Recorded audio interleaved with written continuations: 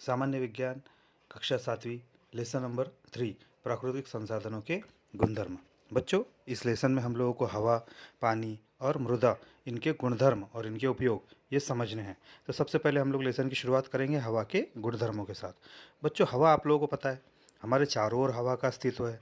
हम हमारे चारों ओर पृथ्वी के ऊपर पूरा वायुमंडल का एक आवरण बना हुआ है।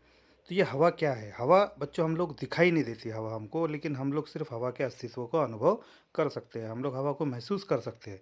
जैसे सांस लेते समय या सांस छोड़ते समय या बात करते समय अगर आप अपना हाथ अपने मुंह के सामने ले जाओ या अपने नाक के पास में रखो तो हम लोगों को हवा महसूस होती है। जैसे हम सांस लेते समय ऑक्सीजन लेते हैं, सांस छोड़ते समय कार्बन डाइऑक्साइड छोड़ते हैं। तो ये सब हवा के घटक है। हवा कई कणों से मिलकर या कई अलग अलग वायुओं को मिलाकर हवा बनती है। बच्चों, हमारे आसपास कई सारी जगह पर हम लोग हवा को महसूस कर सकते हैं।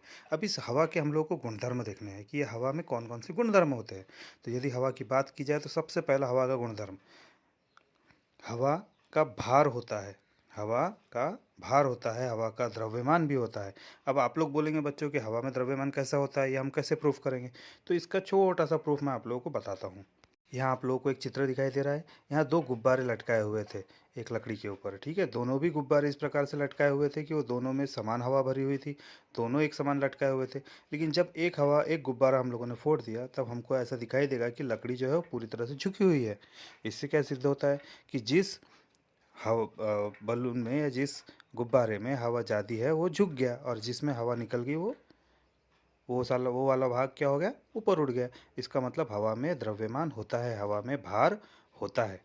वैसे ही बच्चों, हवा में स्थित गैसों के अणु, इसमें निरंतर हलचल होती है। हवा ये गैसों से बनी हुई है ना।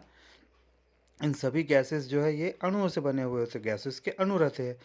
ये सभी अणु मतलब जो एटम्स होते हैं गैसेस के, जब किसी वस्तु से टकराते हैं तो उसके ऊपर एक दाब निर्माण करते हैं, एक प्रेशर बनाते हैं।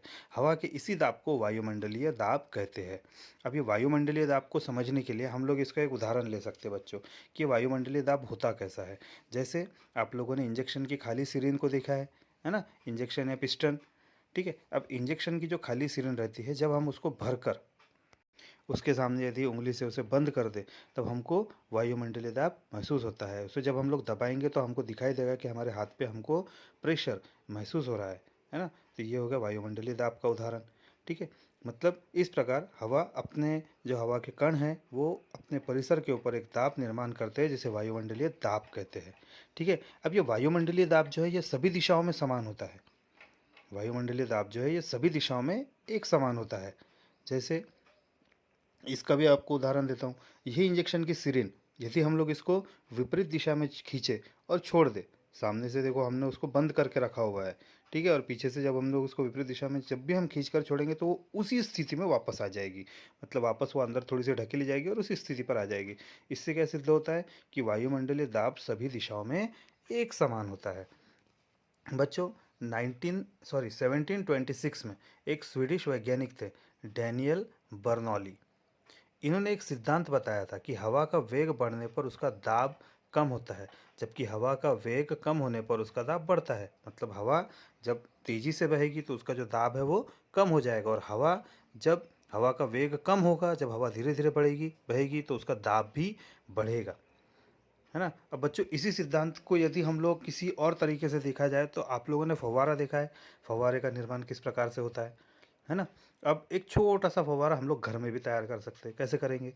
तो एक पानी का ग्लास लो, उसमें दो अलग अलग स्ट्रॉ यूज़ करना है हमको, एक छोटी स्ट्रॉ और एक बड़ी स्ट्रॉ।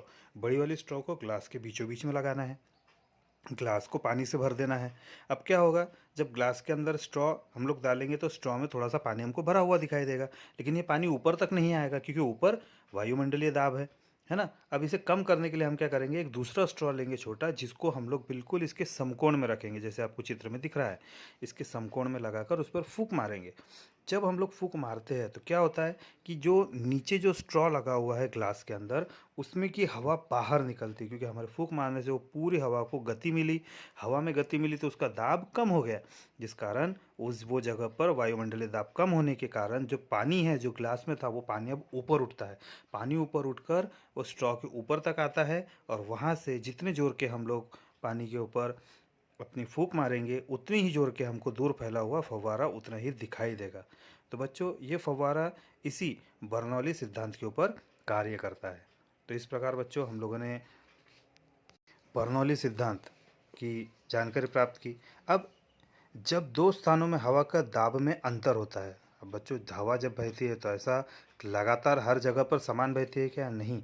कई बार ऐसा होता है कि दो अलग अलग स्थानों पर वायुमंडल के दो अलग अलग दाब का निर्माण होता है।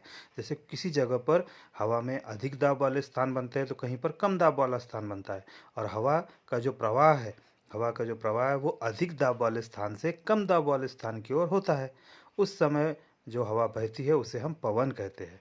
मतलब बहती हुई हवा को पवन कहा जाता है। और ये हवा कब बहती है? जब दो अलग अलग स्थानों पर दो अलग अलग दाब पट्टों का निर्माण होगा तो हवा एक स्थान से दूसरे स्थान पर बहेगी, क्योंकि हवा हमेशा अधिक दाब वाले स्थान से कम दाब वाले स्थान की ओर प्रवाहित होती है और इस प्रवाहित हवा को ही हम पवन कहते हैं। अतः दो स्थानों के वायुमंडलीय दाब में अंतर होने के परिणाम स्वरूप हवा बहती है। ये समझ में आया बच्चों? मतलब दो अलग अलग स्थान हैं, किसी एक स्थान पर वायुमंडलीय दाब अधिक है, किसी एक स्थान पर वायुमंडलीय दाब कम है, तो हवा हमेशा अधिक दाब वाले स्थान से कम दाब वाले स्थान की ओर बहेगी। ठीक है। अब बच्चों ओस आप लोगों ने देखा होगा कि हमारे आसपास कई बार ओस हम लोग बोलते हैं दिखाई देती है, ओस निर्माण हो जाती है। ठंडी के समय पे ओस दिखाई देती है। तो ये ओस होती क्या है या उसका निर्माण कैसे होता है, इसको हम लोग समझेंगे। तो इसको समझने के लिए आप लोग को मैं एक छोटा सा उदाहरण बताता हूँ, एक छोटा सा प्रयोग बताता हूँ। आप लोग बच्चों अपने घर में एक ग्लास लो पानी का, ठीक है, उसके अंदर बर्फ़ के टुकड़े डाल दो। जब हम पानी के बर्फ़ के टुकड़े किसी ग्लास के अंदर डालते हैं तो क्या होगा? उसके आसपास की जो हवा है उसको ठंडक मिलेगी, आसपास की हवा ठंडी होगी।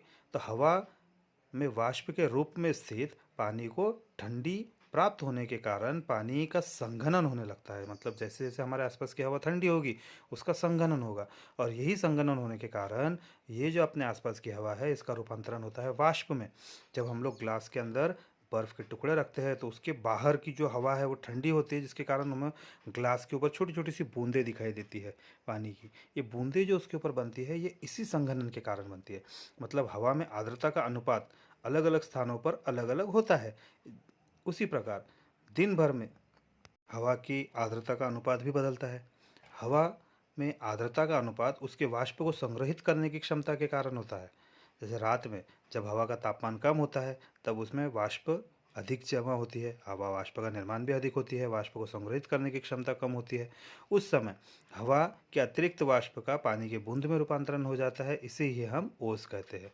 मतलब रात में क्योंकि तापमान कम होता है, रात में तापमान कम होने के कारण क्या होता है, जो हवा है उसका संघनन होकर उससे वाष्प बनती है।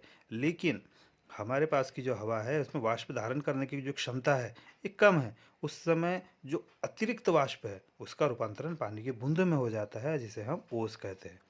दोपहर में हवा का तापमान बढ़ता है जिससे पानी की वाष्प ग्रहण की जो क्षमता है, हवा में जो वाष्प ग्रहण करने की क्षमता है वो अधिक बढ़ जाती है और हवा की वाष्प धारण करने की बढ़ी हुई क्षमता के कारण हम हवा के अंदर वाष्प को हम लोग अनुभव कर सकते हैं।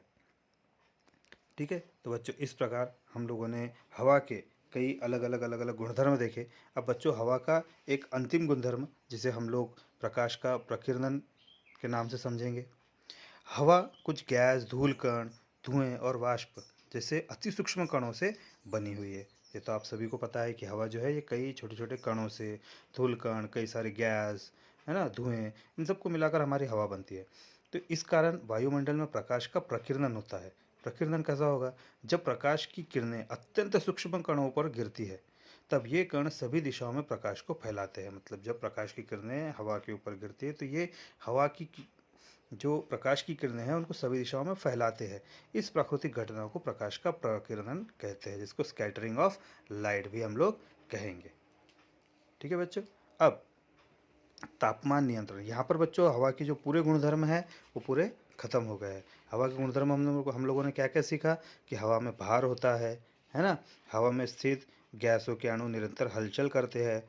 हवा के इस दाब को वायुमंडलीय हवा के सॉरी ये अणु जब किसी वस्तु से टकराते हैं तब उस वस्तु में दाब निर्माण करता है। इसी दाब को वायुमंडलीय दाब कहते हैं।